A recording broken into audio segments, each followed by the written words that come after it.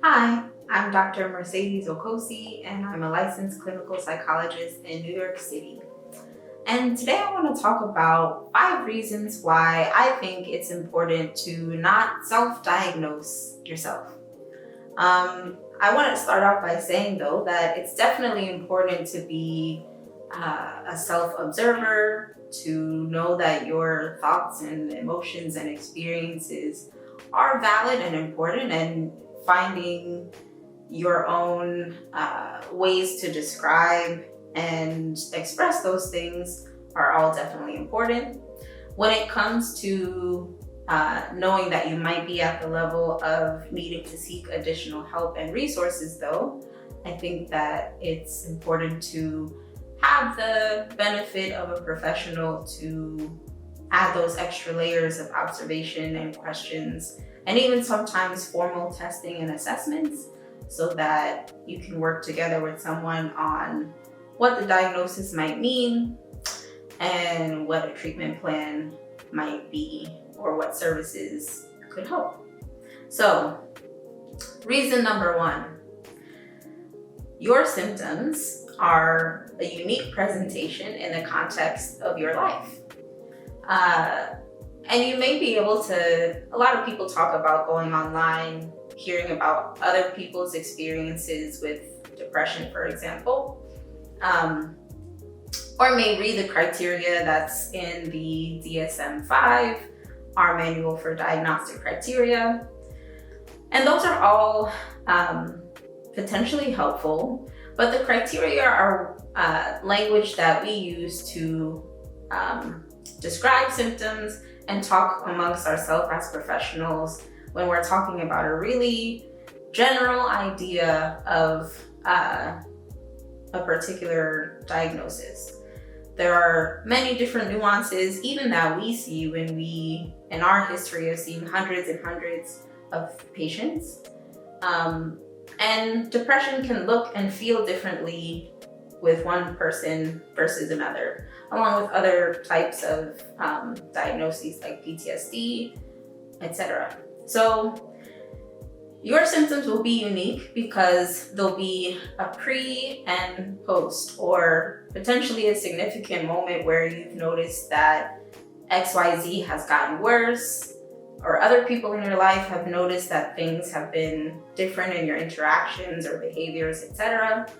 So working with a professional can help you to determine when certain turning points happen, the history and timeline of those symptoms, and compare what is your baseline to what are the new or different concerning kind of things. The context of your symptoms also matters too. So cultural context, for example, there may be something that in your particular cultural context is a norm, or something that many other people of your culture experience, that may not warrant any particular type of diagnoses. So for example, when we ask people about psychotic symptoms, one of the questions we ask is about unusual religious experiences. And sometimes people will say things like hearing the voice of God or practicing their spiritual practice, where most of the other people in their community would describe those things in the same way. That doesn't mean that it's a problem or a concern, because it's a common experience that a lot of other people expect and do experience in that particular group or cultural context. Another example of your symptoms in your context, the pre and post kind of thing, is, for example, isolation. A lot of times with depression, people can be isolated or withdrawn. If you're a kind of person who likes to be alone, and there's nothing wrong with that, and enjoys being alone, doesn't enjoy a lot of social interaction, it may be that that's a baseline for you that hasn't changed or gotten worse, and so may not warrant any concern, where it may be concerning for someone else who used to really enjoy social activities and has later become more withdrawn. So the first reason is about your symptoms being unique to you in a particular context, and considering your baseline and how other members of your cultural group might experience those same things.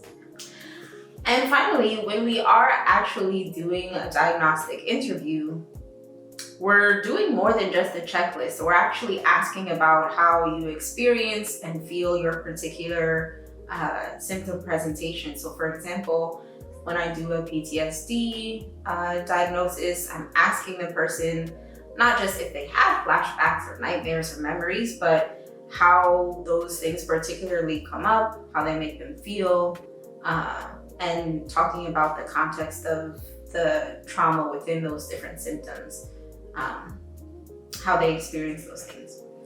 The second reason you should not self-diagnose is you can potentially over-pathologize yourself or make your experiences out to be more concerning and more clinical than they actually are. The danger with this is that there can be a lot of stigma still around mental illness, not just from other people, but feeling a sense of stigma toward yourself. So it's important to think about, if I am attaching a certain meaning to this diagnosis, am I thinking that this is something bad, something to be ashamed of, something that makes me wrong or different, or a not good person, etc. And working with a professional can help you to both understand your experience and have some compassion toward yourself if you do have a particular diagnosis. The other thing is that you miss out on some opportunities to connect with other people who, while you all may not meet a certain diagnostic threshold, have some similar experiences that are actually more common than you may think. I find that a lot of people will go down the road of self-diagnosis when they feel very isolated, that no one has had the experiences that they've had, and so they need to find answers. But actually, a lot of the things that they're going through, other people have experienced as well. And finally, in over-pathologizing or making something more of a concern than it should be, there may be solutions or resources that are actually easier to access than you may think, and you may end up putting a lot more effort into something you think is more of a concern. So some basic kind of solutions or supports may be right there to help you with a problem that is not as big as you think it may be. Third reason, this is the opposite of over-pathologizing yourself. You may actually under-report or under-pathologize yourself. It's pretty well known that because we have blind spots and because we have biases, a lot of people tend to under-report their symptoms, or at least not as accurately as we would hope report on our symptoms.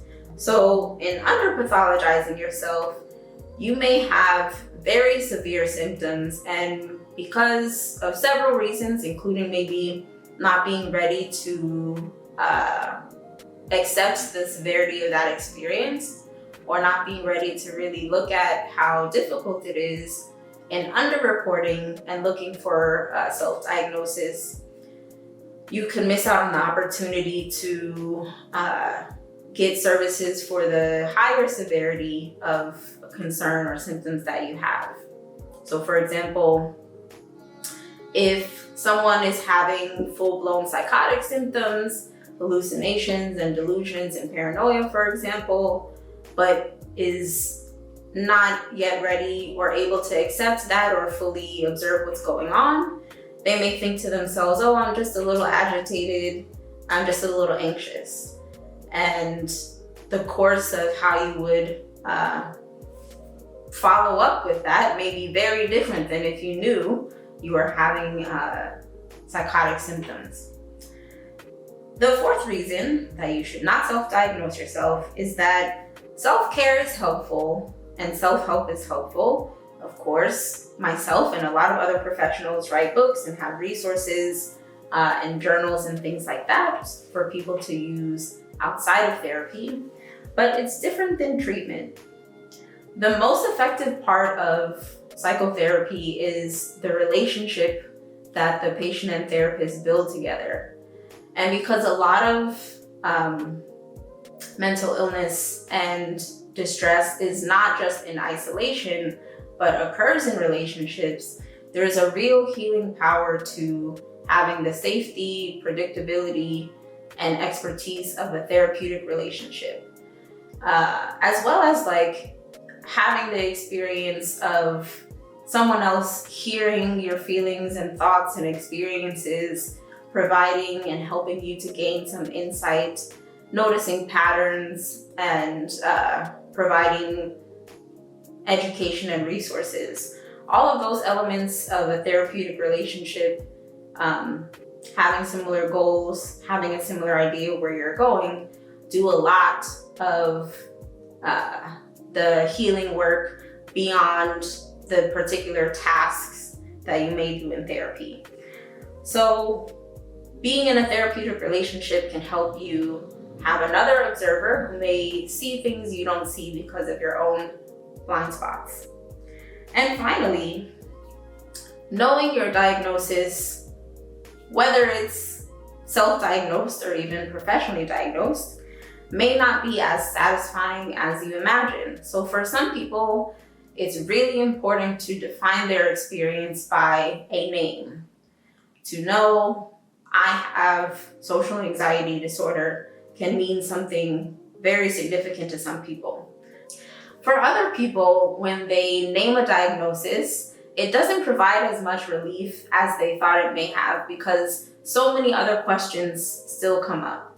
The benefit of having a professional in the process of diagnosis is that they'll also follow up with their research and their own expertise about answers to questions that you may have, and also a specific treatment plan in collaboration with you to immediately start working on all of the concerns under that diagnosis. So just knowing the name can be really relieving to some, but it may not provide all of the relief that you hoped it would. So with these 5 reasons, I hope you all will think about what self-diagnosis means, how it can be helpful, but also how it can sometimes not be helpful. I know it can be hard to find a good therapist, or people may not have access, but if you can, consider reaching out to a mental health professional and getting that information and those resources. If you liked this video, please like and leave a comment below, and subscribe to my channel for more videos like this. Take care.